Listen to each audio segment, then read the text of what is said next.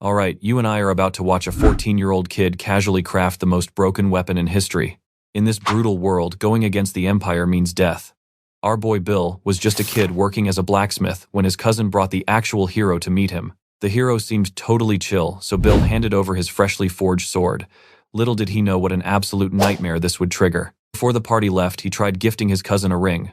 Total anime cliche, she refused, promising she would take it only after they crushed the Demon King. So off the heroes' party went on their epic quest while Bill just went back to hammering iron like always. A few days later, chaos. Soldiers showed up while the workers were protesting for better conditions. Bill spotted his uncle in the crowd, but it was too late. The knight captain just gave the order to completely wipe out everyone in the streets. Brutal execution time. One by one, innocent people fell, and poor little Bill had a front row seat to this absolute massacre. Suddenly, his uncle grabbed him, screaming at him to run. The knights were hunting them through the alleys, but our kid was actually a genius. He used his blacksmith brain. With his insane eye for architecture, he slammed his hammer into a crucial weak point of the building. Boom! As the knights ran past, the building completely collapsed on top of them. After managing to escape, Bill was freaking out. How did a simple protest turn into a bloodbath? But watch closely, because here's where it gets wildly tragic.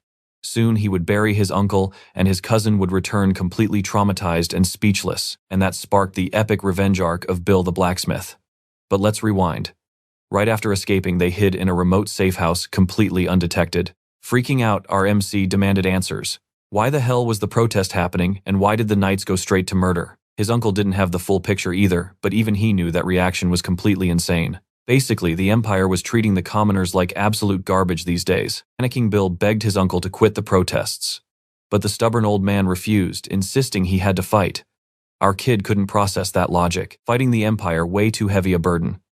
This left our protagonist feeling completely hopeless. He lost his parents way back, and he had completely lost contact with his cousin Sepia too. Everyone was struggling just to survive. That is why they broke their backs, keeping the forge open. Bill just didn't want to lose the only family he had left. Seeing him cry, his uncle felt awful, finally promising he would step back so the kid wouldn't worry. True to his word, he told his friends he was officially dropping out of the movement. Fast forward to the next morning. The protesters were all asleep, but our boy was already awake. He looked over and saw his uncle sleeping peacefully. Huge sigh of relief, he actually quit the dangerous protest stuff. Finally, relaxing, Bill thought life might return to normal. And then crash, armed soldiers violently kicked the door down, ready to wipe everyone out. Hit with treason charges and slapped in cuffs, Bill was desperately trying to piece things together. You and I know something doesn't add up. If they knew the location, why not attack at night? Hideout was completely off the grid. They definitely didn't just stumble onto it. Suddenly, a desperate scream echoed out.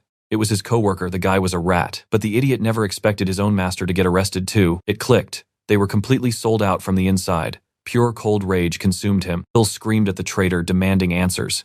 The sniveling kid claimed the soldiers had promised they wouldn't touch his master. He even trash-talked his master, calling him a completely useless old man who couldn't keep the forge profitable. Said he just drinks all day long. So the rat reported the protesters just to score some bounty money. He claimed it was the only way to save the forge. Now he's crying and apologizing for it. Absolutely pathetic. A few days pass, and our protagonist is dragged right to the lord of the territory. And guess who it is? The hero he met ages ago. Now acting as regent, the guy told Bill to relax, calling him an old friend. Oliver played the nice guy, telling him to chill. He casually brought up rumors about Bill joining those messy city protests. Sweating bullets, Bill quickly denied it, swearing he was a huge fan of the hero.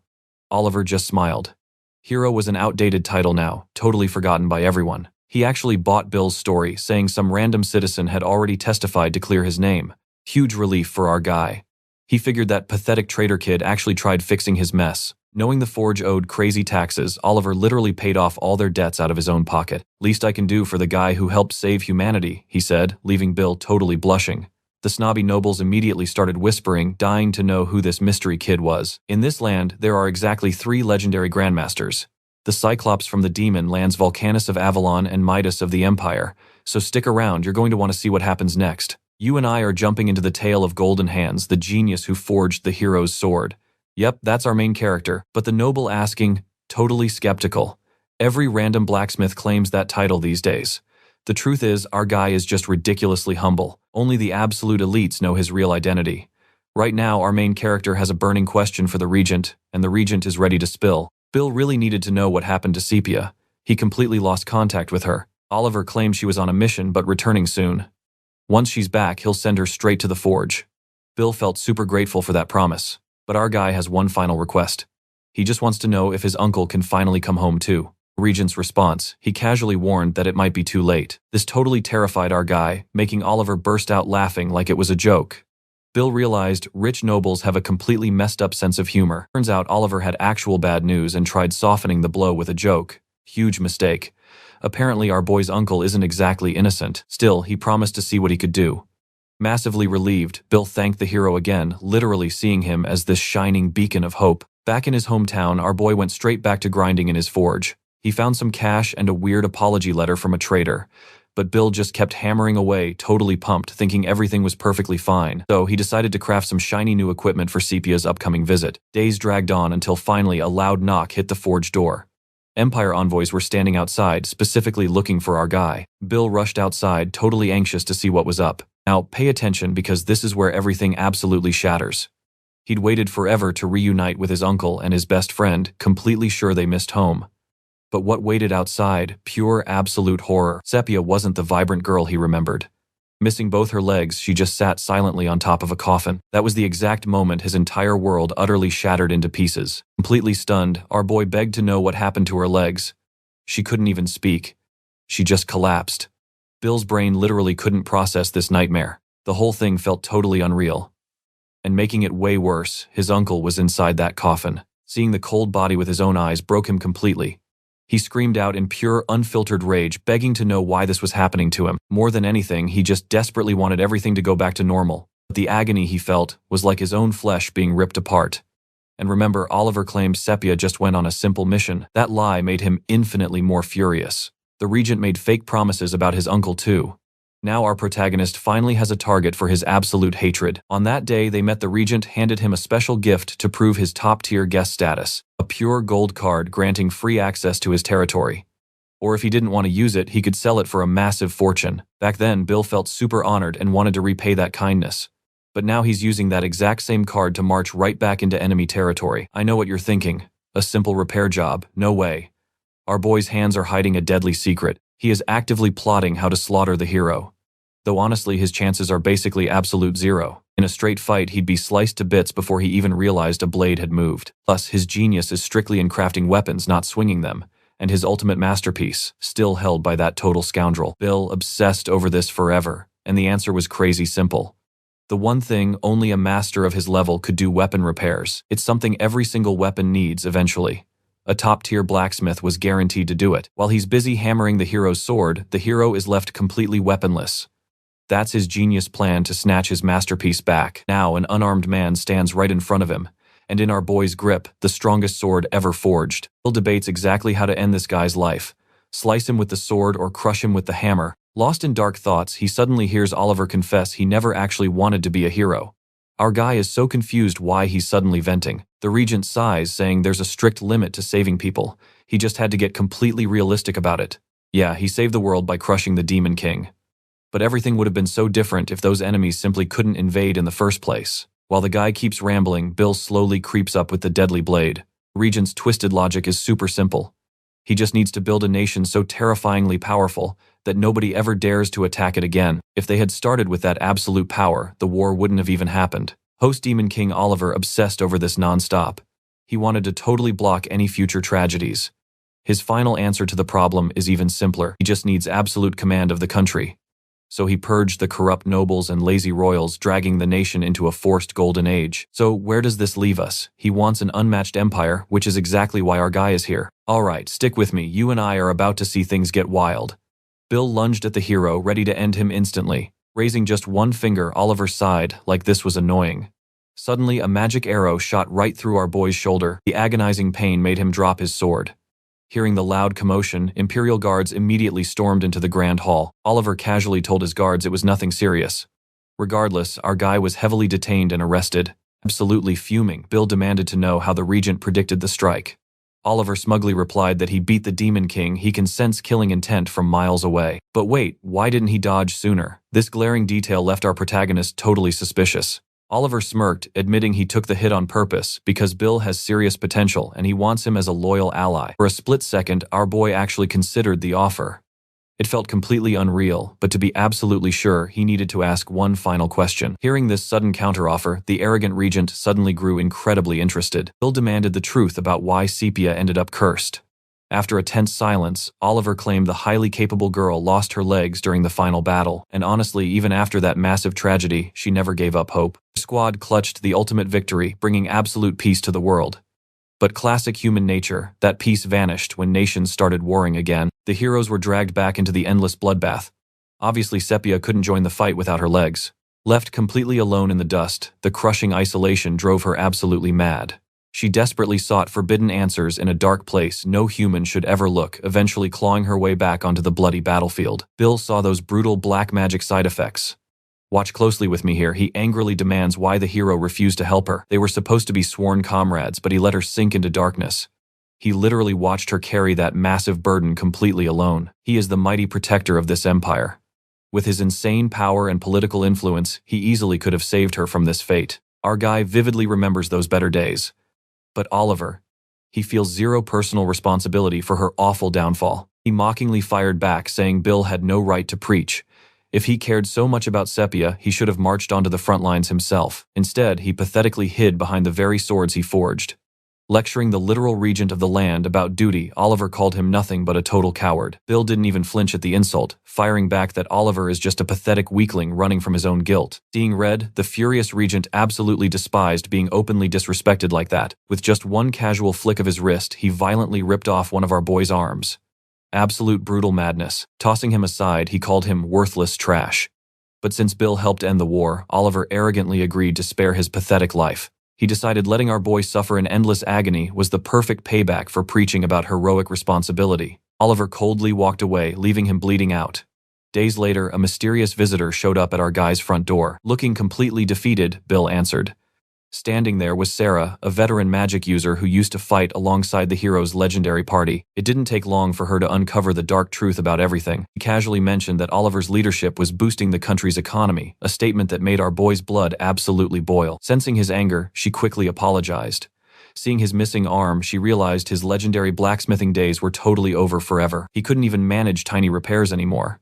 But here's where you and I get a major twist. Sarah drops the real truth about Sepia, instantly hooking Bill's attention. To share this wild secret, Sarah demanded a brand new custom dagger. Bill agreed, promising to only charge her for the raw materials and the actual truth she was hiding. Strapping on a heavy metal prosthesis, our guy fired up the forge once again. He fully knew Oliver was hiding some dark, twisted truth. Sarah revealed the shocker. Sepia easily could have dodged that attack. She was the second fastest on the team, while that monster relied purely on slow brute strength. Losing her legs made absolutely zero sense.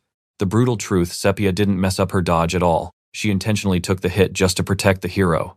The reason she returned to the bloody battlefield is also highly specific. The hero himself literally begged her to return. Oliver was desperate to win the war, but the odds were stacked entirely against them. Initially, Sepia flat out rejected him, pointing out she literally had no legs. But the twisted hero already had a messed up solution prepared. He brought out a cursed ancient grimoire from the demon lands, promising it would make her power level absolutely skyrocket. The poor girl hesitated hard. She knew dabbling in black magic was heavily forbidden, a corrupt power humans were never meant to touch. When she tried to say no, Oliver snapped. He manipulated her, claiming true comrades wouldn't dare refuse such a desperate life-saving request. He cornered her for a yes, heavily implying they were way more than just regular teammates. We both felt that toxic manipulation right. The pressure crushed her, and Oliver briefly regretted his awful words. He turns to walk away, begging her to just forget everything they had even talked about. Stick with me here, because this is where the degenerate hero's twisted plan perfectly falls into place. Sepia completely stops him, saying she's made up her mind to help. Sarah quietly watches this whole tragic exchange from the shadows. Meanwhile, poor Sepia nervously fumbles with the ring our guy made. Clink. The metal artifact hits the ground, slowly rolling right up to our boy's feet. Catching it, he gently asks to see his friend's hand, just wanting to slide it back on. He figures if it's securely on her finger, she can never lose it again. But right as he tries to place it on her hand, the ring slips and falls. Bill is so confused. Why wouldn't it fit properly? He literally custom forged this piece specifically for his childhood friend. He tries to force it on one more time, but clatter, it hits the dirt again. This completely shatters our boy's mental state. Absolute despair takes over. Sinking deep into his own misery, he wonders where it all went wrong. His uncle is gone. His closest friend is ruined. When did this nightmare start? Was it that backstabbing apprentice? Or maybe the exact day Sepia left for the brutal war. You and I know it probably started with that hero's cursed sword, or maybe earlier. His real suffering kicked off when he realized he was just dead weight. Life practically slapped him, proving he has absolutely zero power over anything. Right in the middle of his breakdown, a gentle hand rests on his head. Despite everything, Sepia is actually smiling. She looks at him with such warmth. Bill instantly realizes that even broken, his friend is still trying to fiercely comfort him. This only multiplies his guilt, convincing Bill he has never done a single thing for her. Gripping his hammer tight, our boy swears a massive vow. No matter what crazy obstacles get thrown his way now, he is locking in on his revenge. For his current masterpiece, he turns to Sarah and demands a strict 2-week deadline. She feels massive guilt over failing to stop Oliver, basically sharing the blame for Sepia's tragic state. Because of this, if our guy asks for a favor, Sarah is totally on board to help. But she is strictly doing this once. Bill actually crafted a god-tier prosthetic so he can pull off his violent payback flawlessly. Meanwhile, an armed mercenary squad slowly advances. Their captain demands a quick debrief from Hans. They are marching straight toward a remote village, suffering from some crazy explosions. They need to uncover the cause.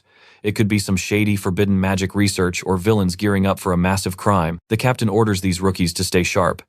They are just academy students. Their job is strictly recon, not an all-out battle. Pushing forward with serious focus, the student squad finally reaches a totally obliterated patch of the forest. Scanning the wreckage, they spot absolutely zero gunpowder residue. This proves some heavy magic definitely caused this absolute chaos. The blast marks are super fresh, and nobody used teleportation magic to escape, considering this massive destruction is right next to the town. Her instructor is actually super impressed by this solid detective work. I know what you are thinking, they need more proof. Then boom, another massive explosion totally rocks the trees. A bit further away, our guy is literally just trying to learn swordplay. Honestly, he has an incredibly long road completely ahead of him. His swings are painfully awkward. Then that exact recon squad spots him. They were totally hyped to bust an evil mage, but only find this very clunky rookie waving a blade. Seeing how pitifully weak our guy looks, they figure they do not even need full backup to intervene. Hans asks the teacher if they should cuff the suspect. Flexing some actual wisdom, the instructor says they cannot throw wild accusations without hard proof. But doing a quick bounty check, Bill is literally wanted. Our hero stares blankly as these randoms completely rush him. One of the crazy charges on his head. The attempted assassination of the regent. With that wild rap sheet, the kids get the green light. For a criminal with charges that heavy, bringing him in alive is optional. The 3 hype students instantly launch their aggressive assault. Bam! 2 of the guys instantly land solid hits. Bill takes the full damage. Hans is completely baffled after this clash, mostly because our protagonist is embarrassingly weak. The rest of the squad finds this super suspicious too. Maybe he is just a disposable pawn. Desperate for answers, Hans kicks the drop sword back over to him. If he calls himself a swordsman, die like one. A classic act of pure arrogance from Hans, the guy who desperately thinks he is the hero. Grabbing his weapon, Bill tries explaining they have got the wrong guy. But getting jumped before a single question was asked. Yeah, talking this out is no longer an option. Hans drops his stance, completely ready to absolutely obliterate him. But first, he literally mocks the poor guy's stance, acting like a combat teacher right before unleashing a totally perfectly aimed slash. Bill could not even track the blade. It nearly took his head clean off. Hans stays relentless, slamming another absolutely brutal attack, then a brutal kick straight to the gut. That is where we leave it, and wow, our guy is hilariously weak. Stick with me here, our boy just got launched like a literal soccer ball. Hans groans at this pathetic performance. To him, catching this absolute punk feels like a massive waste of time. But the instructor, watching from the sidelines, he's realizing something isn't adding up here. Their mission was simple: check out the mysterious explosions in the area. Sure, the crater proved things went boom, but the only suspect they found, a talentless swordsman with zero magic and absolutely no gunpowder on him. Bill practically begs them to chill out, but Hans is way too hyped to stop fighting. With his hands raised in a final warning, Bill decides enough is enough. Time to finish this. This clueless side character didn't even see the blur. Bill's prosthetic hand detached, launched like a literal rocket, and completely sliced off the guy's ear on its way past. Oh, now it's Bill's turn to talk some trash. The dude totally dropped his weapon. That is embarrassing rookie behavior right in the middle of combat. Hearing that, the minion completely loses his mind. He screams, promising to chop Bill's head off in one clean swing. The blade comes down, but wait, someone instantly blocks the fatal blow. The team's instructor steps in out of nowhere. Hans immediately glares, hating the sudden interruption. Watching the whole fight, the instructor actually figured out Bill's sneaky little strategy. Now watch this closely, knowing he had enough explosive power for a one-hit KO. Bill deliberately lured Hans into point-blank range. Why wasn't that rocket punch fatal? Bill flinched. He closed his eyes right at the final second, proving he's never actually killed anyone before. Being a battle-hardened veteran, the instructor knows crossing that line is never an easy thing to do. He tears into Hans instantly. Acting that cocky could have gotten him blasted to pieces, and he yells at him to look properly. Bill barely even looks like a training dummy. Still, Hans is fuming, completely refusing to let the humiliation slide. The instructor, though, he sees this as a perfect lesson. Since Bill hadn't done anything wrong yet, pushing him this hard was just to see if he'd snap. With that confirmed, the teacher orders his students to rip off their power-limiting talismans.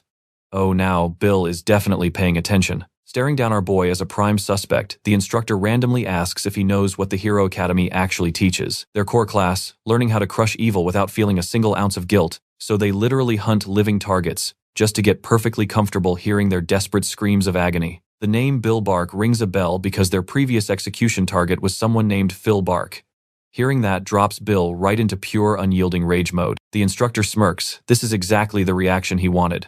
Uncontrollable fury is finally taking over our boy. You and I get it right. He has to destroy Oliver and his entire legacy. First things first, he needs to utterly erase these fake heroes from the map. Right as they lunge, Bill casually asks them to hold on a second. He totally gets that they need a punching bag for practice. Being just a humble blacksmith, he playfully admits he's not equipped for the job. Now the instructor is actually hooked on his pitch, so Bill just casually asks for a quick timeout to gear up. That way he can actually give them a proper beatdown. Assuming he's just stalling to flee, the cocky students want to murder him right there.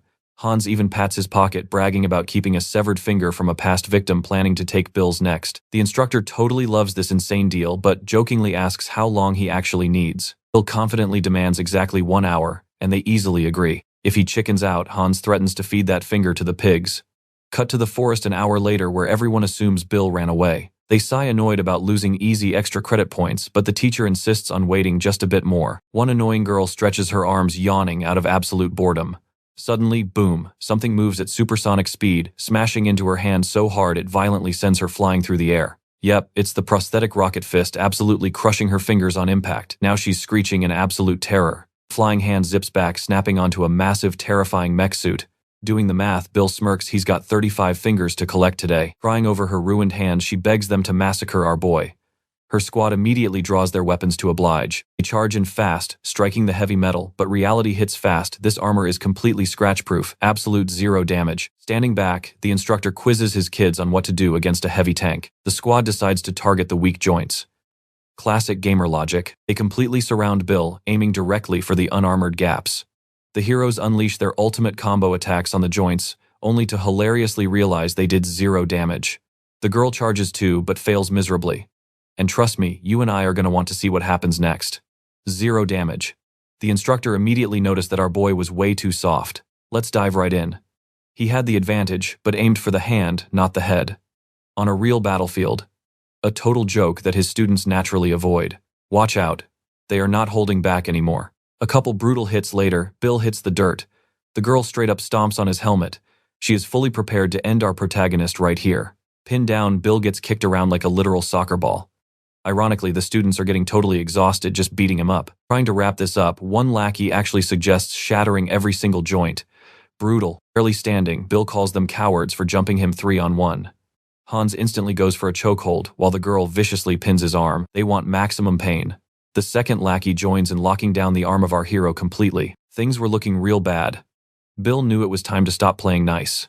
He literally just flips off the smug girl. Instantly, tiny holes click open across his arm guards. Hidden metal spikes shoot right out.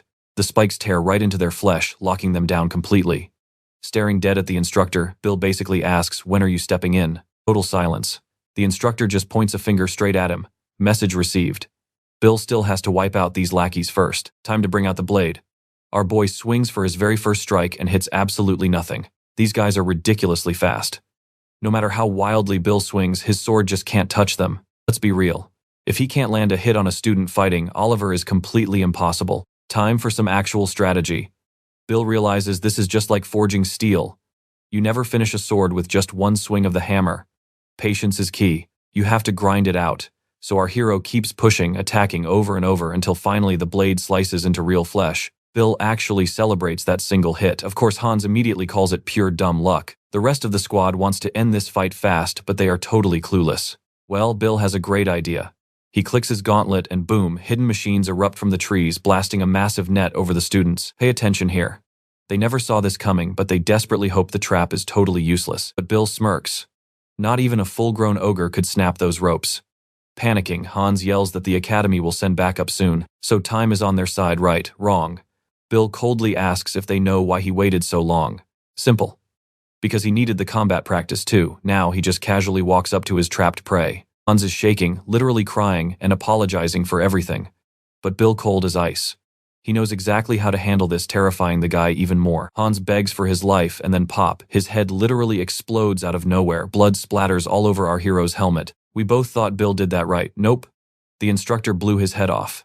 Surprisingly, he looks incredibly proud of our hero. The surviving lackeys are absolutely losing their minds. The girl just starts screaming her lungs out. Then the instructor drops a bomb. Bill passed the exam. Wait, what? Everyone is just standing there completely stunned and confused. She tries questioning the instructor, but bam, her head explodes too. Last lackey finally realizes the horror of the situation right before his head pops like a balloon. Wiping them out, the instructor casually hopes they find better adults in the afterlife. Watching this absolute massacre, Bill is frozen stiff in pure terror, but the instructor just smiles, telling him to relax. He already passed the test right, no need to be scared. Bill is fully glitching out. He couldn't even track the attacks, let alone figure out why a teacher would slaughter his own squad like that. Beating an absolute monster like this guy, yeah, mathematically impossible right now. Super calmly, the instructor claims it is a misunderstanding. Sure, those brats deserved death, but making them suffer, that is just rude. Pure psycho logic. Mid-sentence, this crazy teacher casually dodges a desperation strike from our boy. He read that attack pattern like an open book. Looking at our terrified hero, the instructor asks for some patience. He came here specifically for Bill. Why? Because they both absolutely despise the local ruler. Enemy of my enemy, right? They totally agree on that. So the instructor just wants a nice little chat. But Bill is sweating bullets. Flight or fight kicks in. What happens next? Honestly, totally the fault of our boy. Smash. A single massive blow clocks his helmet. Hours later, Bill jolts awake, panicking. He is sitting in a totally normal bedroom. Somehow, this guy is actually alive. But where the heck is he? And more importantly, who stripped off all his combat armor? Hearing voices outside, he panics and literally grabs a pen for defense. Time to sneak out of this crazy place. Tiptoeing away, he spots the instructor meeting strangers. And that is where we leave it. Trust me, you're going to want to see what happens next. Alright, stick with me here. These guys are gossiping about our boy's insane control over his own strength. One guy is absolutely wasted, begging for more booze. Meanwhile, another dude is casually sorting out a pile of glowing magic stones, and the one pocketing those magic stones, that's Sepia. Our MC wakes up completely panicked. But then someone taps his shoulder, casually asking if he's been awake this whole time. Bill spins around and goes straight for the kill with a pen. Everyone freaks out because that guy, he's the boss. The boss just chills them out, showing off how he blocked the pen barehanded. But the red-haired dude furious. He's ready to murder our boy on the spot. But the leader totally gets it. He knows Bill is terrified and completely lost. He actually apologizes for bringing Sepia here without asking. They probably figured she would feel way safer sticking close to our guy. Meet Tyler. He is the big boss leading an underground organization fighting the Empire. He asks if our MC wants to join their little rebellion. His skills would be a massive asset, right? But Bill hits him with a solid no. Bill only cares about one thing, ending Oliver's life. Tyler loves that ruthless energy, but taking Oliver down won't be easy. So he offers a deal. Team up until Oliver is dead. After that, Bill can walk away free. A classic temporary alliance. Now, watch closely, because right as Bill accepts this deal, things get incredibly spicy. He violently yanks Tyler's hand closer. Bill thinks these guys tortured his uncle, threatening to slaughter everyone in the room if they don't back off. The instructor quickly steps in, massive misunderstanding. Those severed fingers actually belong to someone else entirely. He totally respects the kid's thirst for revenge, but gives him a harsh reality check. Going solo, completely impossible right now. Honestly, he guarantees Bill wouldn't even scratch his main target. That triggers a brutal flashback. Bill remembers losing his own arm and the trauma hits him like a truck. The PTSD kicks in hard. He collapses to the floor, screaming in pure agony, finally realizing his revenge is out of reach. He lost his loved ones. He lost his arm. Being this hopelessly weak is just absolute mental torture for him. Someone gently grabs his shoulder to snap him out of it. Bill looks up and sees that hand is literally missing its fingertips. That mangled hand belongs to Edric. He calmly tells our MC to just shut up and listen to their plan. Meanwhile, clatter, a bunch of weapons hit the dirt. Death row inmates are ordered to arm themselves. The generous count running this place made a sick rule: beat him in a fight and you walk free. I know what you're thinking, these are just peaceful protesters who can't fight right. Oh, the count is about to make this so much worse. He signals his servants to drag out the hostages. And yep, it is the innocent family members of the locked-up protesters. The count steps up completely unbothered. He mocks them, saying his own men used to be pathetic cowards before getting strong too. These are just ordinary civilians, but this psycho count literally couldn't care less. If they don't have the guts to swing a sword, he will gladly give them some deadly motivation. Blinded by rage, one guy charges with his sword, but right as he strikes, the count yanks a hostage forward as a meat shield. The man accidentally slashes his own fiancée, and boom, the count effortlessly slices his head clean off. He just stands there staring down the rest. If they don't fight back, he's going to keep slaughtering their families until they snap. Terrified for their loved ones, the prisoners scream and rush him. The count just waits with a twisted smile. In seconds, he completely massacres all of them without breaking a sweat. For him, just a boring warm-up. The name of this absolute monster is Zahir. And get this, he is literally a member of the Heroes Party. Right now, he commands the region's entire military force. As long as he's defending his turf, the regent lets him do whatever sick things he wants. Back to our MC, he asks if Zahir travels solo and if this tiny rebellion can actually beat an entire army. The red-haired guy just smirks at him. He calls Bill an idiot, saying only a fool would try fighting a conventional army head-on. He asks if Bill even realizes where they are right now. That gets our MC's brain gears turning. He looks around. It is super damp, freezing cold, but there is a proper ventilation system running. Must be a basement, right? Wrong. The red-haired guy laughs in his face because this place is way bigger than some dusty cellar. They are actually standing inside a massive underground tunnel system, a literal hidden city. Bill is absolutely mind-blown.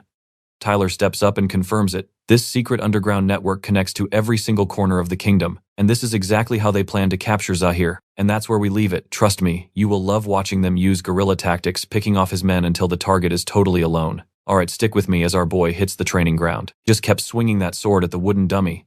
Same motion. Over and over again, trying desperately to figure it out. But thanks to his absolute zero talent, the blade slipped. It landed right at the instructor's feet, and oh boy, the guy had something to say. Zero talent. Bill promised to craft gear only if he could actually fight, but that was looking impossible. That kind of greed, a one-way ticket to the grave on the battlefield. Hearing this, Bill simply grabbed his sword from the ground. Walking away from the instructor, he completely brushed off the harsh lecture like it was nothing. Because he only cared about one thing. He wanted to know exactly how mana concentration worked. The instructor told him to go bother a mage, but our guy wasn't having it. He demanded to know how the teacher channeled that crazy power right into the tip of his weapon earlier. The instructor froze in total shock. How the heck did a rookie notice that? The only explanation, the kid literally had eyes that could see mana. Realizing the truth, the instructor called it an absolute miracle. Bill could actually see the magic flow. The kid had terrifying talent after all. Molding this rookie would be a glorious project. Pointing to a massive, freshly captured monster, the teacher admitted his schedule was booked. Bill immediately asked where he was heading off to. It was a pretty obvious answer. He had to head back to the Heroes Academy. To keep his spy cover, he needed to show real results, so Varhan is his name. Meanwhile, over at the Count's fortress, a massive army started marching out. They were hunting down a highly suspicious target, and they were dead serious about it. Now, watch closely. The squads pushed deep into the woods, spears ready, completely convinced they just heard their target moving in the brush. No hesitation. A soldier violently stabbed into the bushes. But the big scary threat, just a tiny rabbit. The guy laughed and told his buddies they should totally roast it for dinner. Right at that second, a sketchy figure stepped out from the deep shadows. The figure bolted and the soldiers chased, but one by one the men started vanishing into thin air. Classic dead end. The surviving guards totally missed the hidden trapdoor right under them. Boom, they were swallowed whole by a massive spike pit. And the mastermind behind all this was a red-haired kid. One single trap wiped out an entire military squad. Enter Draco, absolute menace. Elsewhere in the dark woods, another soldier was panicking hard, forced to watch his friends get absolutely slaughtered. Desperate, he scrambled to fire off a magic distress signal for backup, but he got wiped out instantly too. Their bodies were dumped right down a giant hatch. Another platoon completely erased. A heavy metal net slammed down on the next group. Bill had engineered this net trap, and honestly everyone was praising it. His supervisors were right there watching the whole masterpiece. With the troops captured, they were told to surrender immediately. But among the panic, one guy was totally ice cold. Even while trapped, the man was oozing pure confidence. One of the rebels quickly realized they had a terrifyingly stubborn enemy here. The rebel decided it was time to make an example of him. But Bill sensed the lethal danger and screamed for him to fall back. But the rebel looked away, missing the soldier's deadly countermove entirely. You and I both saw that coming right. He shattered the trap and popped the extra's head off like a basketball, putting everyone on maximum alert. They absolutely could not blink. This guy was definitely no average foot soldier. Able to see his flowing mana, Bill realized this monster was just as strong as their instructor, probably even stronger. This was the literal captain of the Count's elite squad. Panic set in.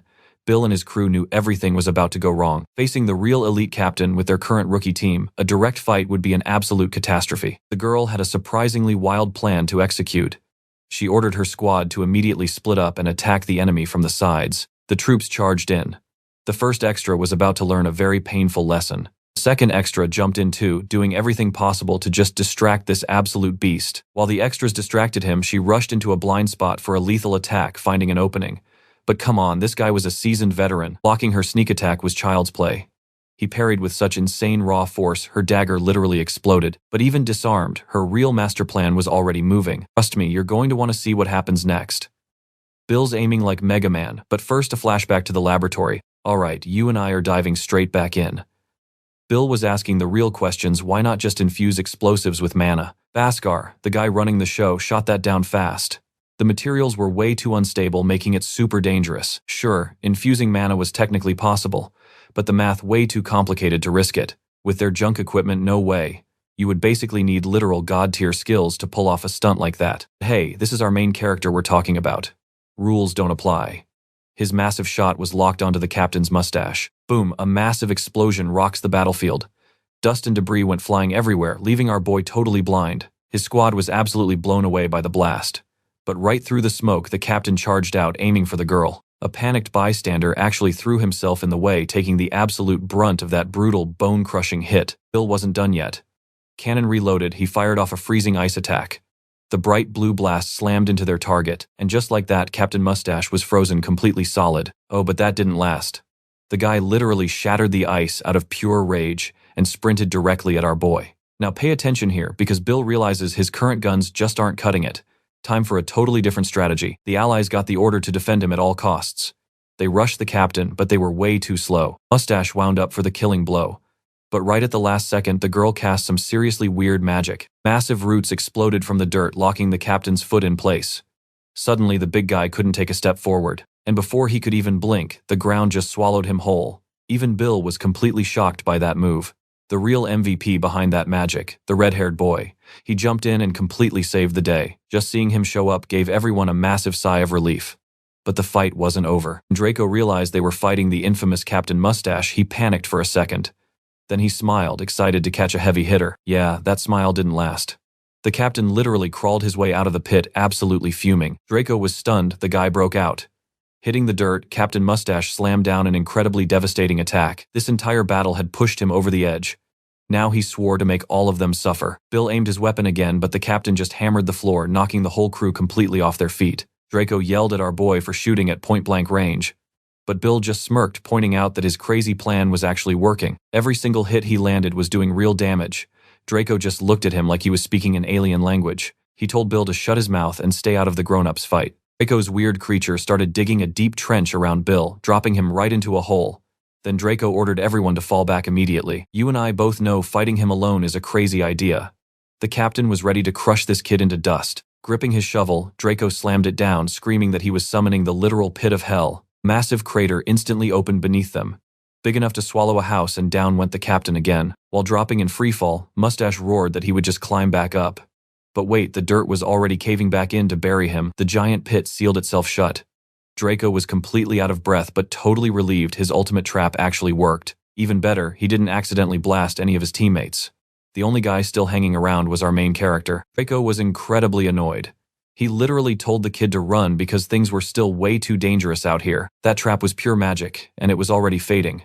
But Bill ignored him, keeping his cannon aimed dead at the dirt. The spell finally shattered, revealing the furious Captain Mustache. Dragging himself up the wall, he was absolutely ready to deliver maximum pain. Draco started looking for an exit, but Bill just took aim. Ignoring every single warning, Bill locked onto the captain. His low-budget Sharingan activated, scanning every tiny detail of the enemy. Hyper-focused, our boy analyzed the weak spots and pulled the trigger. A massive blast of crackling electricity shot forward. The captain couldn't even flinch. It was a brutal direct hit, packing enough raw voltage to punch right through his armor. A fatal blow right wrong. That burning pain just pushed his absolute rage to the next level. He kept crawling up that wall like a complete monster. And Bill was just standing there totally out of options. Screaming he would crush him into paste, the captain swung his giant club down at Bill's head. But stick with me, because here is the craziest part. The captain freezes mid-swing as a mysterious hole suddenly appears. The captain finally realized his target had completely vanished. Stick with me here, Draco. Just blasted another escape hole, saving our boy at the absolute last second. We cannot beat this guy yet. Draco snaps at him to stop acting so reckless. But Bill, he is completely ignoring that. He is already plotting how to make his next attack hit way harder. Up above, Captain Mustache is screaming his head off, absolutely furious. His targets vanished. Even while running away, Bill swears that next time he is dropping Captain Mustache permanently. That thought keeps him going. Back at base, the crew is stressing over Captain Mustache, causing so many brutal, unexpected losses. But hey, it could have been worse. Bill immediately asks for the next battle plan. Tyler chuckles, calling the kid impatient. He was literally just about to explain their massive counterattack. It kicks off with the Shadow Intelligence Squad. They do not need an army for this.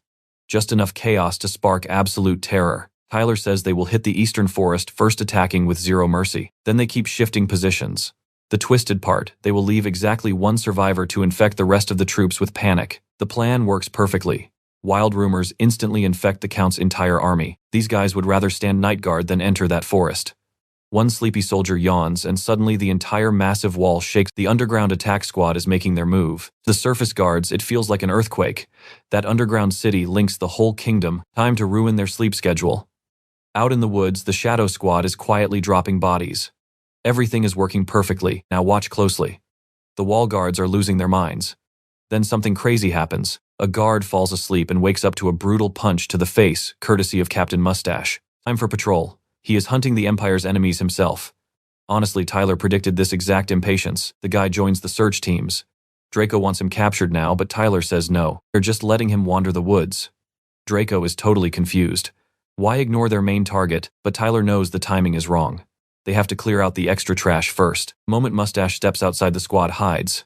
This little game drives the captain absolutely insane. While he wastes time outside, the Shadow Squad sneaks inside, dropping the capital officers.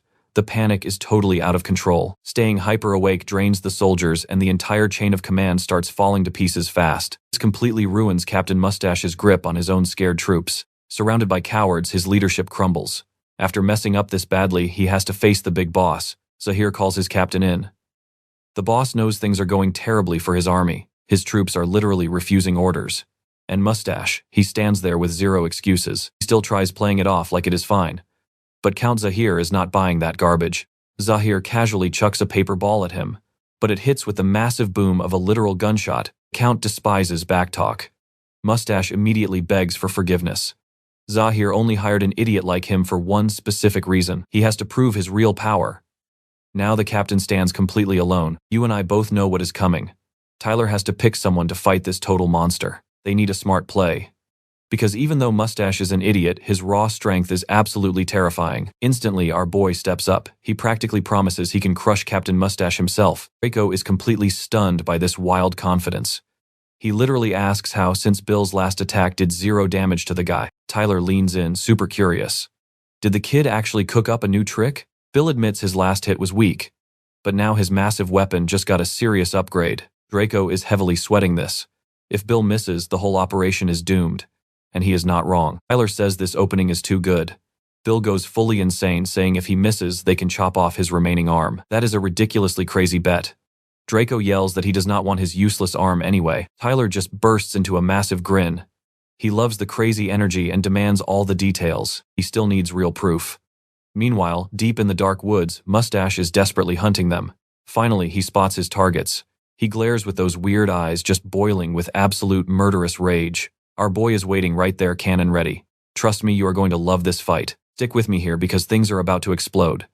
Captain Mustache grinned, asking the boys if they knew why he brought a wooden club. The answer is painfully simple. It is the ultimate tool for crushing worms. Draco watches this psycho approach and uses his technique, making the very earth grab Captain Mustache's leg. But of course, things go totally wrong. The goal was sucking Captain Mustache into the dirt. However, using pure brute force, this absolute beast is preventing that from happening. Our boy Bill, though, ready to shoot. Pushing past his limits, he blasts a massive beam of lightning. That shot should have been lethal, but Captain Mustache dodged it effortlessly. Seriously, he wasn't even impressed by the raw power, but looking back he finally started sweating. Even Draco could barely comprehend all of that ridiculous firepower. These magical tools are genuinely dangerous. Meanwhile, Draco was just completely ignored by their enemy. Ego totally shattered. Draco charges and ready to smash Captain Mustache with his shovel. But our boy, using those strange eyes, screams at him to avoid contact. But everyone here is an absolute idiot. They hear the warning and decide to look back anyway. Captain Mustache slammed the ground, violently triggering a literal mini-earthquake. Draco was completely terrified by that raw power, instantly retreating. That attack was loaded with mana. Now pay attention here. Draco wondered how Bill predicted that, but their priority is survival. The captain is alive and closing in on the boys fast. By creating escape holes at the very last second, Draco avoided a total wipeout, leaving their enemy absolutely seeing red. They popped up behind Captain Mustache, and our boy is already prepped to fire another shot. A devastating fireball blasts toward the captain, and this time a clean, direct hit. Captain Mustache is getting cooked inside his armor. Bill realized normal attacks are totally useless here. Using that quick distraction, Draco quickly threw up a wall of earth. It was instantly smashed by Captain Mustache. With him charging forward, they had to dive back into the holes. And every single time, Captain Mustache gets more enraged. It was time to get a lot more destructive. Using absolute brute strength, he kicked the ground again. His plan completely destroyed their little network of tunnels. He keeps stomping the ground, hoping to flush his enemies out. And yeah, it is working. The boys are getting cornered now. Our protagonist surfaced, but ended up popping out way too close to Captain Mustache. At the last possible second, Draco shoved our boy away to stop something much worse from happening. Flashing back to his weird training, the instructor explained a bit more about those special eyes. Unfortunately, our guy lacks real battle experience. His forging knowledge came straight from books, something only true geniuses could pull off. Bill asked if mana control was common. Quickly learning. It is not that simple. It actually demands insane amounts of practice time. I know what you're thinking, panic mode, right? Bill must act fast while Draco just needs to block that first attack. Draco is using all his energy to prevent a total disaster from happening. He puts 80% of his mana into his hands and the rest into his feet. Thanks to that insane strategy, he blocked Captain Mustache's strike, but only for a second before feeling something absolutely agonizing inside his body. The captain kicked him right in the ribs, sending the poor guy flying. Draco is totally out of commission, barely comprehending what just hit him. Only Bill realized it was a dirty feint. The mana was never in the main strike. The real deadly impact was hidden in the kick. Now Captain Mustache locks his attention entirely back onto our boy. Win this, Bill needs an even more ridiculously powerful attack. Options are running incredibly low right now. He is completely alone. With just one arm, blocking is basically impossible. The only real option left on the table is to keep fighting. The captain never expected our guy to bust out a sword, but whatever, that hardly matters now. He just wants to crush him. Meanwhile, Bill waits for the impact, currently using only 20% of his cannon's total power. Surprisingly, that is enough strength to block Captain Mustache, who definitely was not expecting a counter like this. His sword is still fully intact.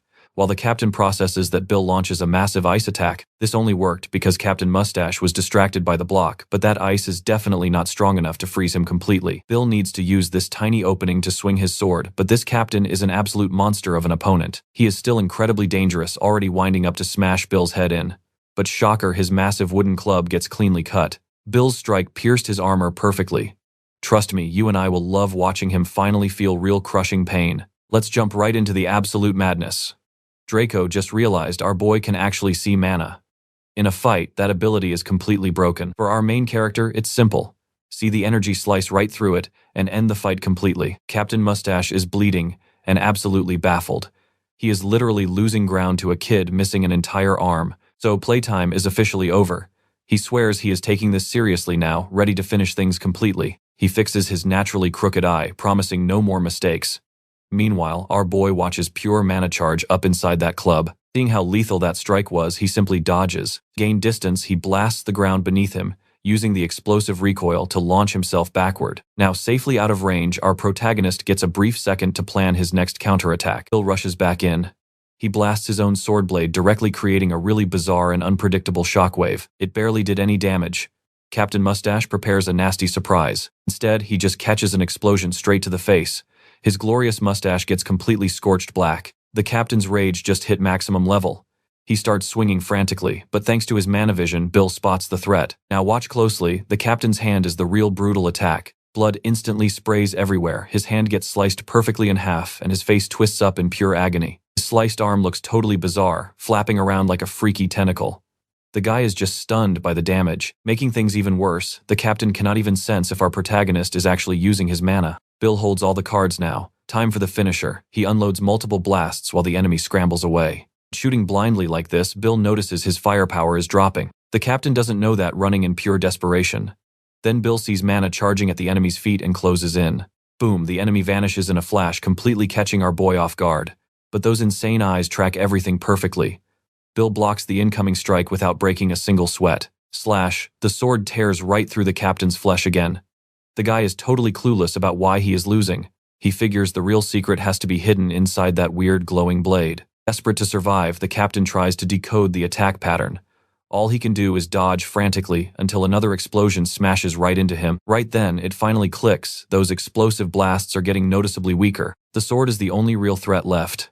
Bill starts sweating, realizing the captain just figured out his weakness. So the villain starts wrapping his entire body in thick mana. You and I know this spells trouble. Unpredictable attacks mean anything goes now, as the captain boldly steps closer. Another wild clash. The madman actually attacks using his sliced-up arm. He smashes into Bill, forcing the sword right out of his hands. This guy is genuinely psycho, fighting with a mangled limb. That heavy impact damages Bill's cannon. The captain just snatched back control of the fight. Now he just needs to keep our boy away from the weapon. He moves aggressively toward the dropped blade. Staring at the weapon, it clicks. This kid must be the rogue blacksmith who dared to attack the regent. The count talked about this. A genius master blacksmith lived here, the very guy who forged the legendary hero's weapon. He flat out refused to supply nobles with weapons for a rich life. Then one day he completely lost his mind. The regent threw him in chains, branding him a filthy criminal. Now free, he is still ungrateful. So Captain Mustache decides to execute this villain immediately. Justice demands a cruel death sentence. But while giving this whole villain speech, the captain entirely missed that the sword just vanished. Bill smirks, claiming Zahir was always a huge liar and nothing changed. Baffled by the missing sword, the captain just ignores it and blindly charges forward for the kill. He just wants to prove himself to the count, already daydreaming about his big triumphant return. It all comes down to this strike. But he never expected the absolutely massive energy bursting from that cannon.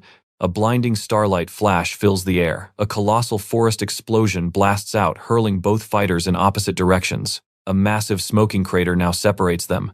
The captain, yeah, he is definitely not looking too good. Cannon destroyed, but our boy is still walking. Trust me, you will want to see him wield that sword. Stick with me here, because Bill just pulled off an insane gamble. He overloaded his broken cannon for one final blast. The giant enemy captain is completely defeated, totally knocked out. It is finally time to finish this massive guy off for good. But hold on, flashback time. This huge, cross-eyed dude had a pretty tragic past.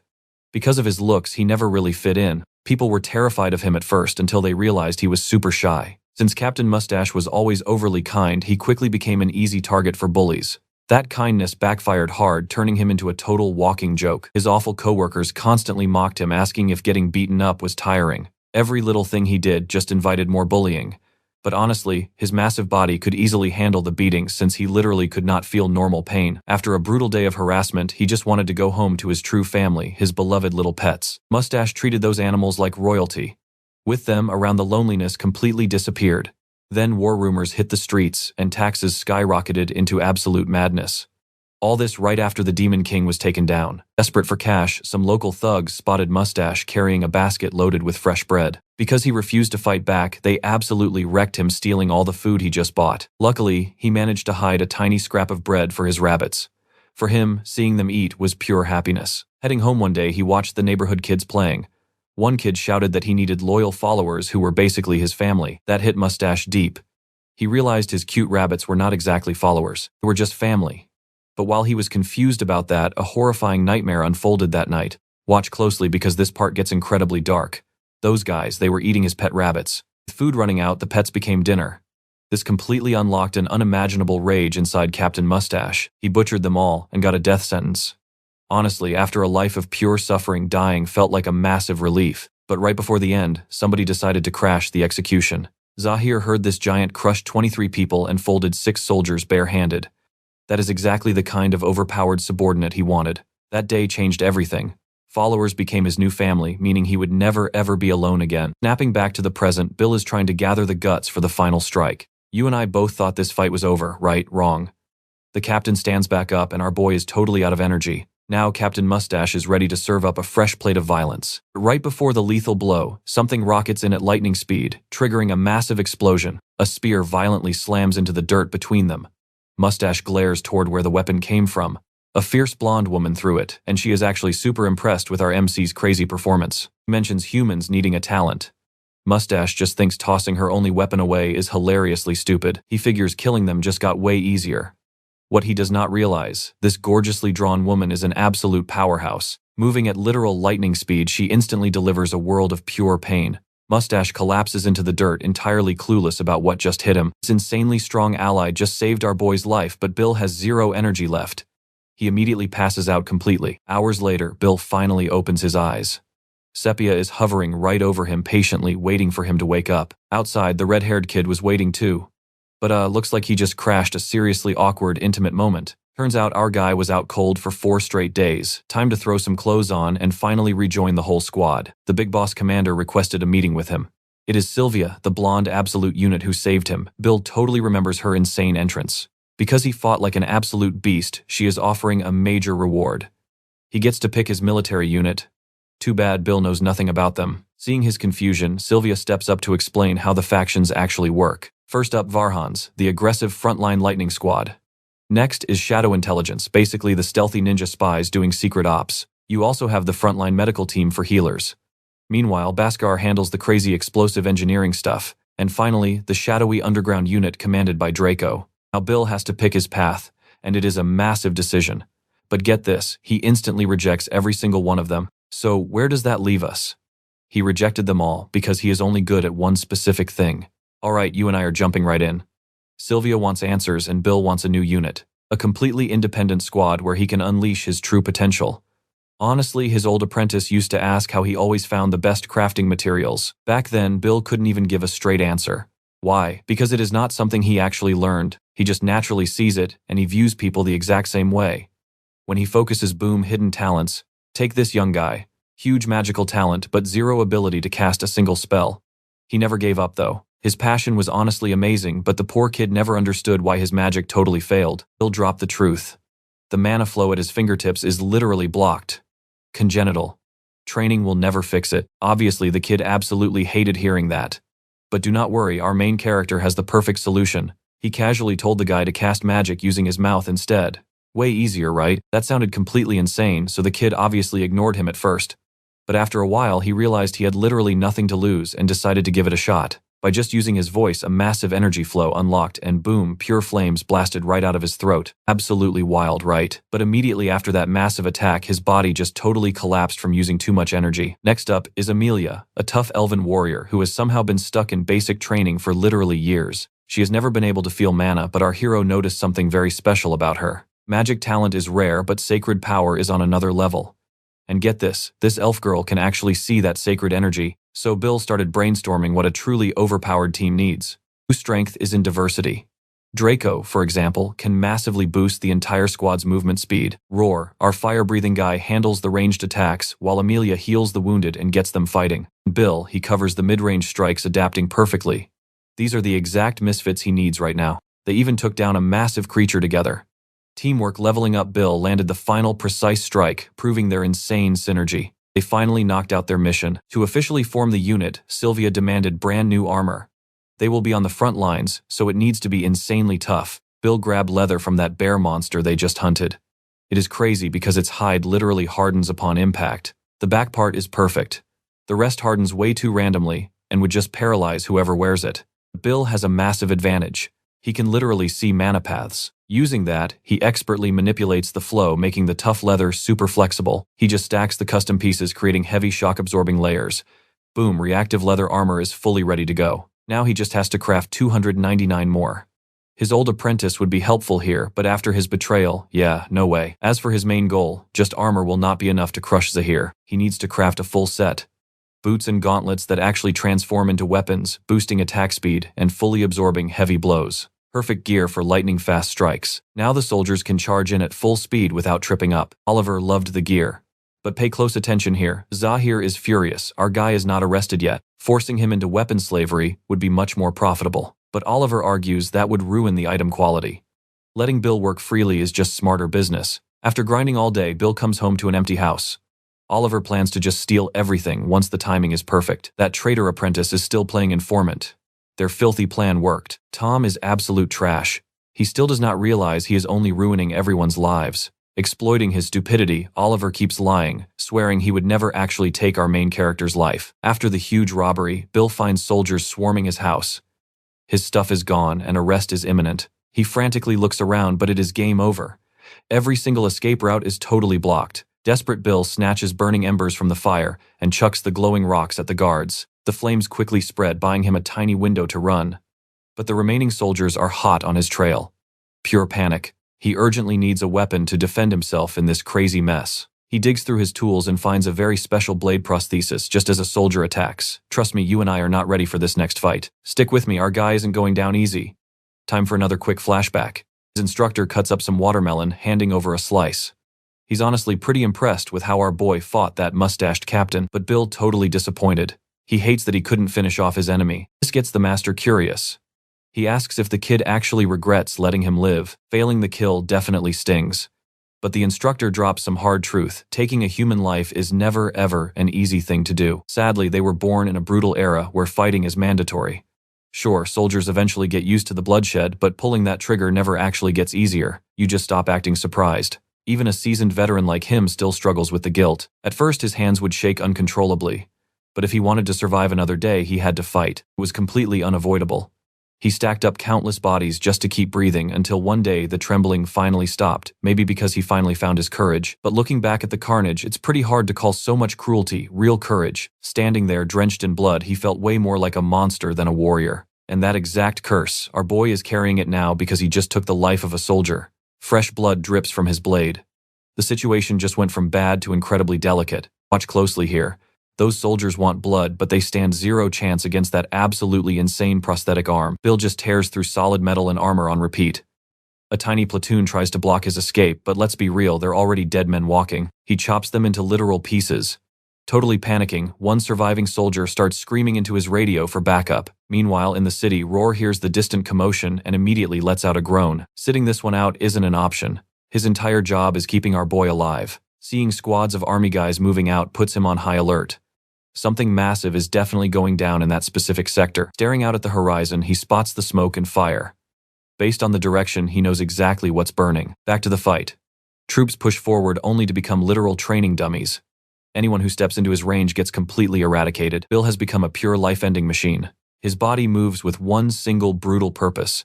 Then he taps a hidden button on his gauntlet, cranking his strikes up to maximum lethal violence. Flashing back again, the master reminds him that deep down he's just a normal kid. Will he break under pressure? You and I are about to find out. Push comes to shove, he might just become a monster like his master. Roar knows things are getting real. He rushes straight toward our boy's forge. He has to make sure his captain is breathing. Right from day one, he knew this kid was something incredibly special. There is a reason they call him Golden Hands.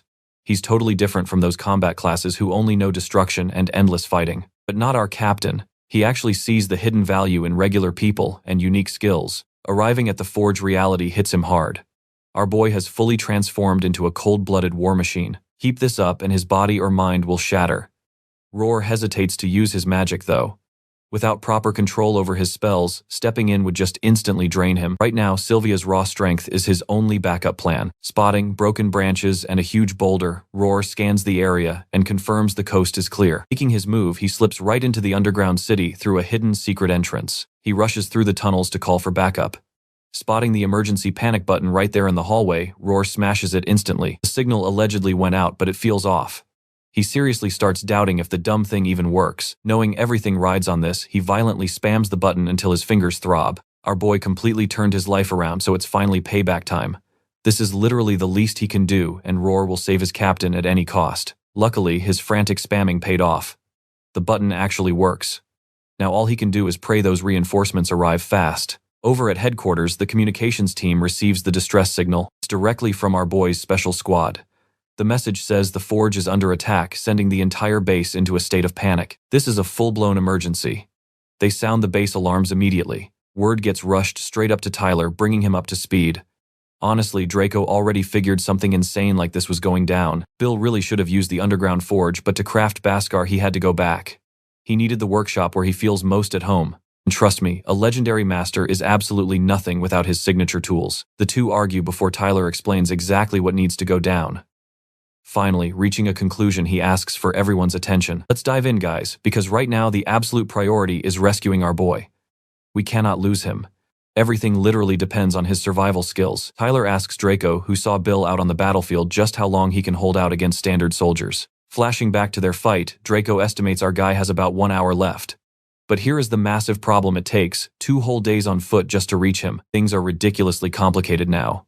Because if he gets dragged into the capital, a rescue mission becomes totally impossible. But the solution, surprisingly simple. They don't even need to leave their base. They just need to send an ally who is already inside the capital. Draco has absolutely zero clue who to send until it clicks. There is one specific guy who can help, and Tyler is banking everything on him to save Bill. Meanwhile, all Bill can do is hopelessly brace for impact. Our boy is completely drained, running on fumes. The enemies spot his weakness and rush in to finish the job. Bill literally does not have the stamina to dodge this next strike. Now watch closely here. Just as that deadly spear inches toward his face, a literal lifesaver crashes into the scene, absolutely obliterating the soldier who was about to end our boy. The entire momentum of this battlefield has completely flipped again. A mysterious masked warrior has entered the chat. Cutting to a quick flashback, we see a guy casually destroying monsters. Watching this slaughter is the instructor. For a hardened battlefield veteran like him, this monster hunting is crazy, boring, right, until a messenger bird swoops down. It drops a tiny slip of paper on the dirt. The instructor calmly walks over to check it. Students suddenly call out to him, having finally wiped out the remaining creatures. The instructor dismisses them, wrapping up the lesson, but his eyes are locked on that urgent message. And that is exactly how this masked powerhouse joined the fray, hyping up Bill for surviving against such insane odds. Stepping in for Bill, the masked warrior takes over. He is totally geared up to wipe out every single soldier here. These guys are just pure cannon fodder to him. His blades effortlessly shred through their ranks, breaking bones in brutally cruel ways. Poor Bill cannot even process the slaughter because he is literally blacking out. Even on death's door he tries fighting. Proving he is an absolute idiot sometimes, Bill blindly swings at his own savior. It is a super confusing moment, but honestly Bill is so weak that his blade harmlessly bounces right off the masked man. Since the kid is a confused hazard, it is nap time. Our warrior knocks him out to finish the real job. Fast forward a few minutes, and the bumpy rhythm of a galloping horse jolts Bill awake. The masked warrior spots him stirring. Bill is still totally clueless until the mask comes off. It is Varhan instantly calming our boy down. Still, dizzy Bill desperately asks what went down and where they are heading. Turns out they are bordering the capital's outskirts. Varhan had to pull off an emergency rescue. It was tough, but hey, the instructor is an absolute beast in combat. Looking at Bill drenched in blood, Varhan casually asks how it feels to tap into that monster mode. Those words hit hard, shutting Bill up. Flashes of all those bodies he butchered come flooding back, filling him with pure disgust. For Varhan, though, everything went exactly according to plan. After putting some serious distance behind them, he sets the horse free. Their next goal is finding a secret entrance to the underground city, which means venturing deep into the dark forest. I know what you're thinking, training arc. Varhan suddenly asks if Bill actually wants to control that inner monster. Bill is stunned. He never even dreamed that was possible. This is Varhan's personal theory on mana control, and suddenly Bill is extremely invested. Step 1. Just close his eyes. Varhan explains a major misconception. Mana is not just a standard superpower. You cannot limit it like basic magic. It acts way more like raw emotions flooding your veins. Bill has to deeply analyze his feelings of disgust, his sheer will to battle, and his lethal instincts, carefully pushing that tiny emotional spark to channel his mana. Surprisingly fast, our boy begins feeling a tight knot forming, but balancing this energy is crazy difficult. The knot quickly fizzles out in his chest, which is totally normal for attempt number 1. But honestly, Varhan knows a brutal shortcut. Sneaking through the trees, they realize they have company. Enemy trackers are on their tail, and they will not stop until nightfall. They got tracked down because these guys are knights. Worse, there is an execution knight leading them, making Bill panic. 1 execution knight equals 5 normal ones, basically the ultimate training dummy. Stick with me here, because things are escalating. Varhan handles the mob, telling Bill to solo the execution knight, but there is a massive catch. Bill can only attack using his newly unlocked mana, completely banning his mechanical arm. Bill is sweating bullets over this. He has zero clue if he can actually pull this off. But hey, stick with me. Revenge is a massive motivator. He has to make it work. Our boy is absolutely determined to finish this. The target. That helmetless knight right there. Zero time for second guessing. It is time to throw down. Taking all that pent-up trauma and rage, he treats it like raw ore, melting it right down into pure power. Everything gets purified in flames, and that fire is literally eating him alive from the inside. His heart is the hammer, and all those chaotic emotions, the roaring furnace, that tight knot in his chest just keeps growing. This right here, this is the exact mana he needs to master. Meanwhile, across the battlefield, the instructor is casually wiping the floor with every single enemy. He calls out, asking if Bill can feel the mana yet. Our guy, not a single word, dead silent. And then boom, a bizarre energy surges right through his fake arm. He can finally feel the raw mana flooding his weapon. Rewind a few hours. Total chaos broke out over the news of Bill escaping. His old intern was standing right in the palace. Now pay close attention here. The kid asked the regent if it was a mistake, but looking into Oliver's eyes, nothing but absolute pure, unadulterated hatred, which instantly flips to a fake, calm smile. He tells Tom he needs a private chat with the Count, basically kicking the kid out. Oliver already knows exactly what is going down. The Count, though, completely clueless. Back from their hero days, Zahir literally never disobeyed Oliver. Not even once. Oliver told them to keep Bill's uncle alive, but, spoiler alert, he just found out the ugly truth of what actually happened. Oliver, stepping closer, has Zahir shaking like a leaf. He instantly drops to beg His Highness for mercy. Oliver chuckles, saying, "Drop the formalities." Zahir instantly caves, admitting he completely lost his mind in the heat of the moment. That weak excuse, Oliver isn't buying it. He bluntly asks if Zahir plans on ignoring his orders in the future too. Sweating buckets, Zahir swears he will never pull a stunt like that again. But Oliver just wants a nice, honest chat like the good old days. So he casually hands the mic to Zahir, letting him ask whatever is on his mind. Zahir really wants to know why exactly was Bill kept alive if he is practically useless now. Oliver just sighs. The Count is way too stuck in the past, completely blind to the bigger picture. Sure, Bill might look like a washed-up blacksmith, but he doesn't just make normal weapons. And that glowing sword right there, absolute proof of his crazy talent. Zahir is genuinely stunned by this. Oliver just flexes a tiny bit of the blade's power, and the entire room lights up like a literal disco. He proudly states that Bill can literally forge his own future. And Zahir, he definitely felt that insane energy just now. Bill reads the mana flow inside raw materials and lines it up perfectly. It is almost like the gear he crafts is actually breathing and alive. You see the hype, right? Hearing all this, Zahir completely panics. The kid is way too dangerous to live. He has to die. Zahir literally volunteers to kill him to protect the regent. Oliver shuts that down fast, telling the Count to fix his own pathetic inferiority complex first. The order: bring Bill back in one piece. Why? Because that boy officially belongs to Oliver. Zahir is sitting there thinking, wow, Oliver is an absolute creep for wanting to own a one-armed teenage blacksmith. Laughing it off, Oliver starts preaching about the hardest steel in the world. And no, it is not the steel in his pants despite his creepy obsession. The toughest metal needs a fire hotter than literal lava. Even missing a whole arm, Bill still has that once-in-a-generation god-tier talent. Oliver is drooling thinking about what Bill will forge, fueled by pure revenge. Since day one, Oliver looked at this kid and saw potential that could absolutely crush his own. Bill is the only person capable of standing as his equal. Because he is so incredibly dangerous, Oliver has to own him. The weapon destined to kill him, he wants it for himself. After listening to that totally psychotic rant, Zahir politely bails. He thinks it is all complete garbage. To him, Bill is literally just some random dirt-poor blacksmith. Zero power, zero strength, zero honor.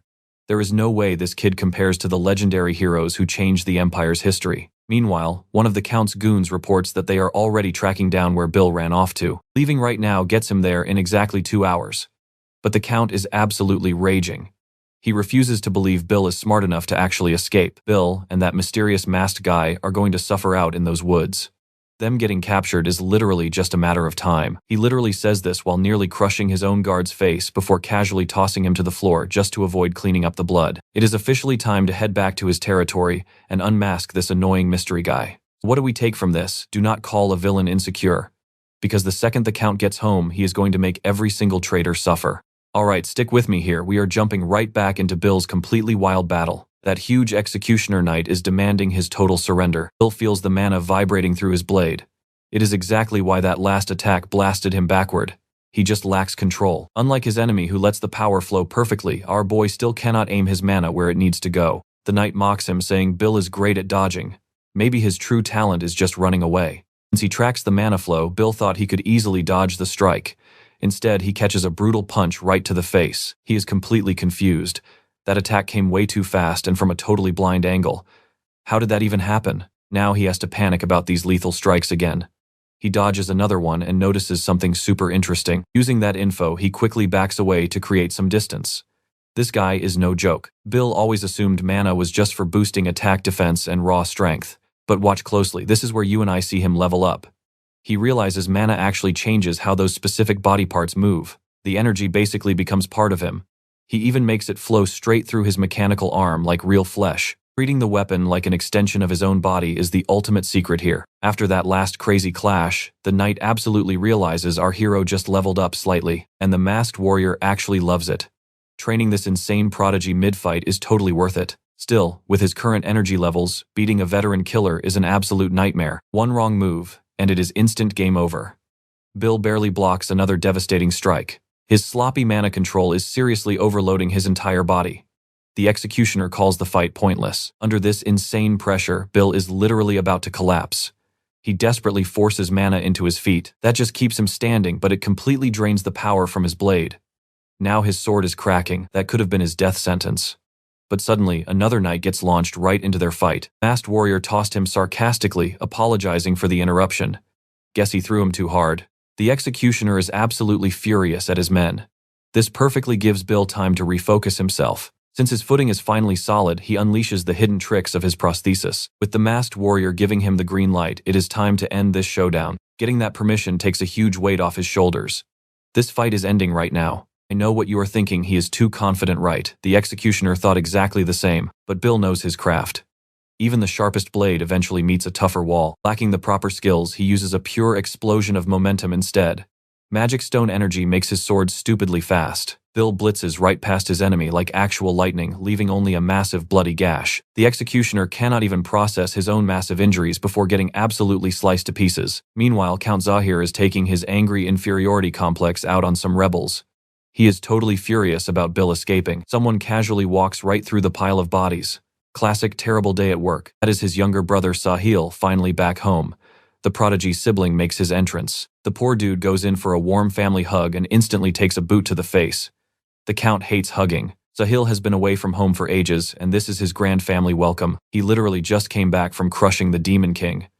For big bro, beating people is just Tuesday. Honestly, Sahil still thinks his brother is this amazing, legendary weapons master respected by absolutely everyone. To him, Zahir is an elite fighter and his absolute biggest source of pride. But right away, he can tell the Count is in a completely foul mood. One look in his eyes gives it all away. Plus, those wild city rumors about a guy named Bill do not help. The Count glares at his brother, demanding to know if he came back just to be annoying. Sahil quickly apologizes, promising he means no disrespect. He actually looks up to his older brother.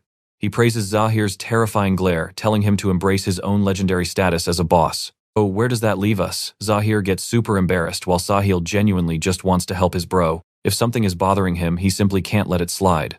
Stick with me here. Zahil tells the kid to chill out, calling it just a tiny miscalculation. Flipping the script, they ditch the place to grab grub. Back in the massive palace hall, Sahil gets hit with an absolute royal feast. Zero hesitation, the kid starts inhaling food like an absolute wild beast. Zahil literally tells him to breathe, knowing damn well he hasn't been starving. But the boy swears he's starving. See, battlefield menus only serve monster meat. Though to Zahil, that's just an everyday casual Tuesday dinner. The guy literally survived on monster chunks for 8 whole years. To his little bro, that just makes him a total absolute legend. Surviving in that complete hellzone, yeah, definitely not an easy task. Still, being the legendary hero's little brother, Sahil needs to respect the hype. He shouldn't act like some basic side character. But to him, it's just a meaningless label.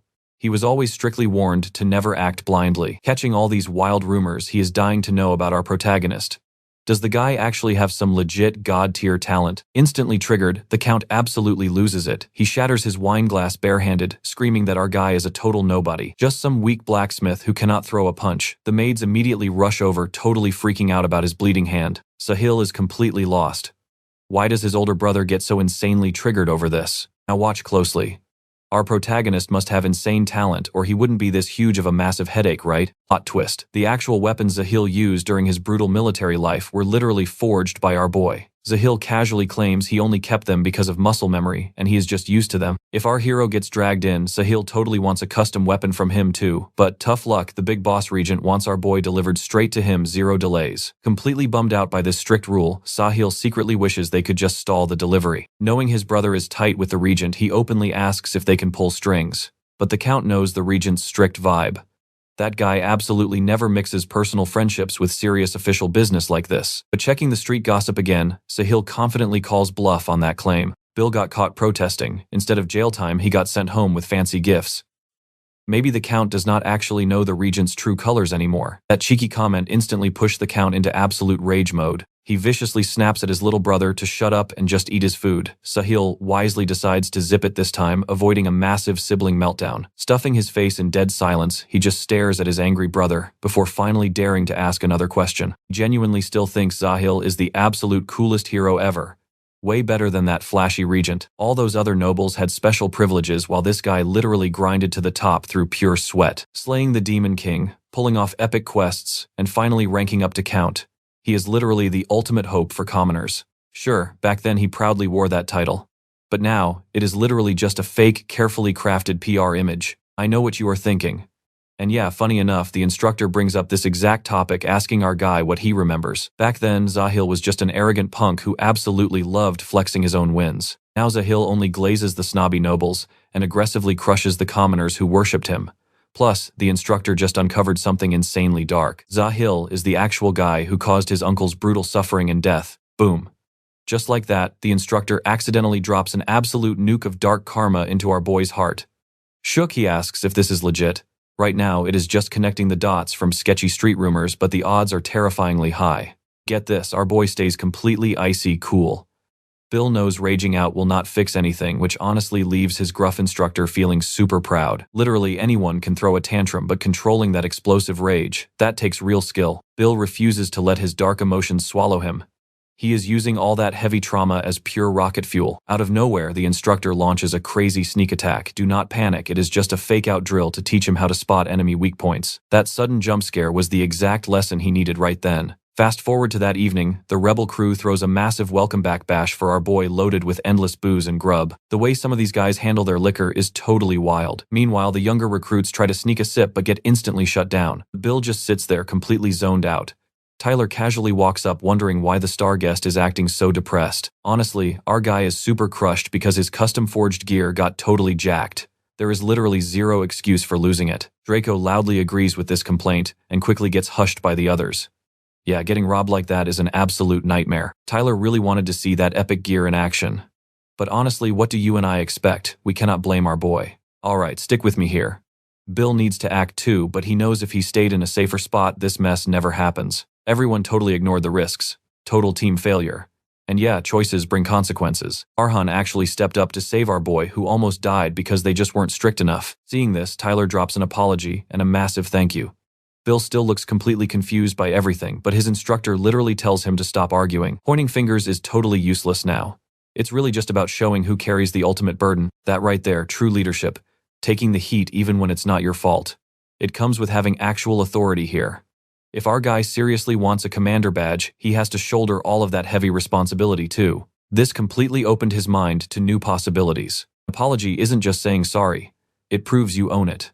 Finally, our boy lifts his mug, taking his leader's thanks and totally respecting his operation commander. Now they can actually party properly. After the hype died down, our hero steps out and runs into a guy demanding to know why he's forming a personal squad. Draco straight up claims our boy is clueless about real leadership. Everyone else forgave him, but Draco absolutely remembers everything.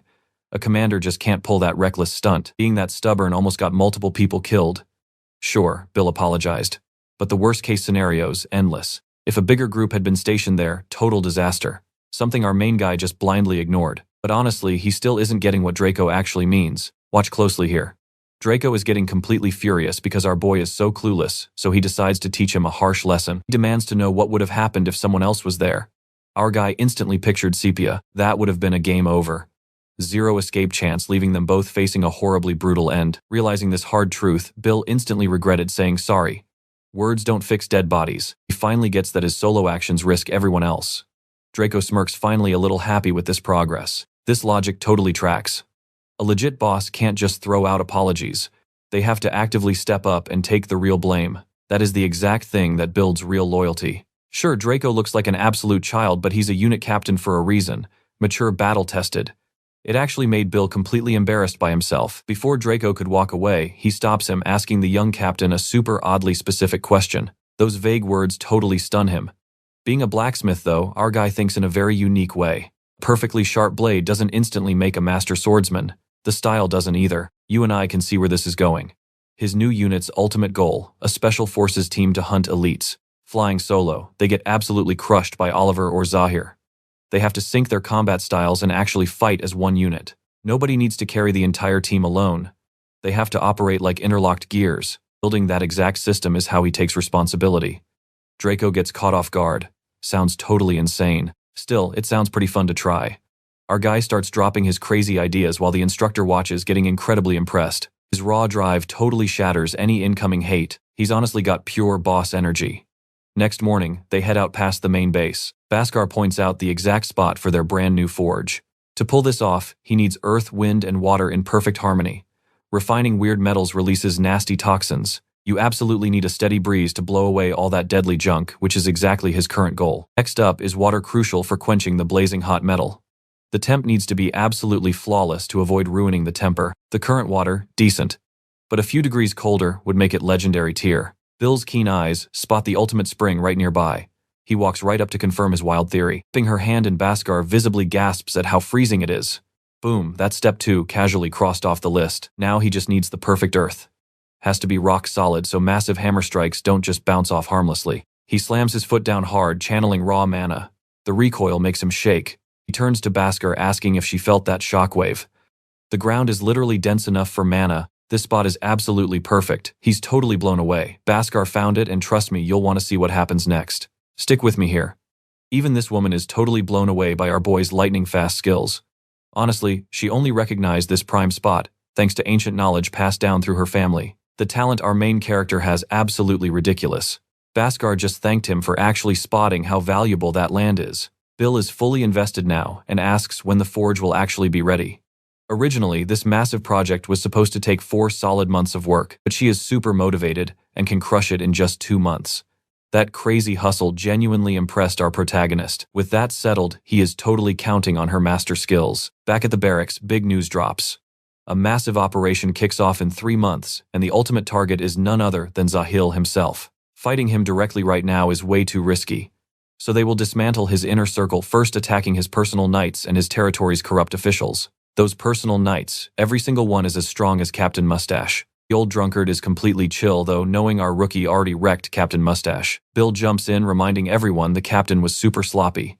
He totally underestimated them and did not even have his proper gear. If that guy had a real metal weapon, totally different story. Sylvia nods, along admitting, Captain Mustache definitely has the raw power of an elite instructor. Hearing this, our guy just smirks. That mustache dude is nothing compared to his real strength. But either way, they cannot lose focus right now. In 3 months, a diplomat arrives in the city with 2 knight bodyguards. They plan to assassinate this target and absolutely crush the Count's forces. This will throw his territory into pure chaos, creating the perfect strike window. For the next 3 months, everybody needs to grind their training. During the grind, Roar complains it is way too brutal. The elf agrees, struggling to control her massive holy power. They just wanted to finish basic training first, but our boy smirks. This nightmare is basic training. To fight as a synchronized team, they need higher base stats. A real game changer will be high-tier equipment. Actually understanding their weapons will skyrocket everyone's personal growth speed, so they have to mine their own raw materials. The major catch: this specific place is highly dangerous. Now watch closely. Bill signals his team to go completely silent. They are definitely not alone. Lurking right in the shadows, it is Zahil himself. Staying completely hidden, our squad creeps forward. Waiting for them on the other side of the cave is a massive spider. Talk about lucky. With the elf's holy power, they can actually purify the oil spider's contaminated hide, turning it into the absolute perfect crafting material. First step is weakening the beast with magic. Even so, the squad is definitely sweating over this terrifying fight. Bill barks the order to lock in. It is officially time to farm some epic loot. Meanwhile, Zahil tracked the traders here on purpose, specifically hunting for our main character deep inside this exact same cave. But instead, he finds this totally random squad. He scoffs, seriously doubting some shiny gear could actually make these weaklings any stronger. Ready to throw down, the squad signals each other. The captain loudly shouts the order to attack. Zahil just waits, eager for them to rush in. He views them as absolute trash, far too slow to ever touch him. And these poor side characters, they are completely convinced they're about to die. I know what you are thinking. A villain flex, absolutely. Zahil literally tosses his legendary sword to them, claiming just holding it grants immense power. He is directly mocking what our main character did earlier. He actually dares them to use one of the Empire's strongest blades right against him. Instead, Zahil casually grabs a random rock from the cave floor to fight with. Squad is terrified, but realizing that legendary sword was forged by our guy, they suddenly have a real fighting chance. The leader quickly orders one guy to run for backup, while the rest hold the line. Zahil actually respects their guts. They instantly lock back into battle formation, holding steady, and just waiting for the kill order. Realistically, they are just stalling for time. Winning is impossible. But with that, Sword Hope is not entirely dead yet. And wow, that blade is absolutely top tier. Mana flows through it like water. This might actually be the opening to strike down the Revolution's enemy. Hyped up, the squad charges in to execute Zahil, but even armed with a literal rock, this guy is an absolute monster in close combat. Smash. The rock shatters against the sword, instantly proving our guy's forged equipment is insanely overpowered, way beyond expectations. They have to push this massive advantage now. Suddenly, Zahil actually looks totally cornered by them. A sniper arrow flies straight at his head, but he flawlessly deflects it with his broken rock. And that is where we leave it. Zahil respects their forging skills, but now he has to prove his own absolute dominance in battle. Stick with me here. This extra understood absolutely nothing. The guy holding Zahil's sword, yeah, he just lost an arm. Though honestly, Zahil is pretty annoyed, the cut wasn't perfectly clean. Boom, he tosses the blade right back at his enemies. Time to see which absolute fool actually steps up to fight him next. One extra charges furiously to avenge the squad leader, but his so-called heroic effort is just completely pathetic to watch. You saw that right, one brutal blow smashes him against the nearest wall. The battle is practically over. Zahil is literally using that severed arm as a blunt weapon. The remaining girl and the archer boy are just completely frozen stiff. They are already thinking about running, but they are flying solo since their squad leader just completely lost his life. Zahil orders her to pick up the sword again. She is completely furious because she secretly loved the squad leader. Trust me, you're going to want to see this.